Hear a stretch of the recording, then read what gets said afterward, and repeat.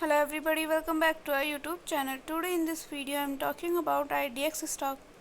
In this video we talk about stock pros and cons and technical analysis and latest news about it. Stock is trading at 0.092 US dollar with 4.95% negative in a day. We can easily see stock was volatile for a day. The volume of stock was recent in an all-time high, so the fundamental stock is not better for today. Before buying and selling the stock, please consult your financial advisor. Today's video is done. Thanks for watching. Please subscribe my YouTube channel and like the video, and also comment or related queries.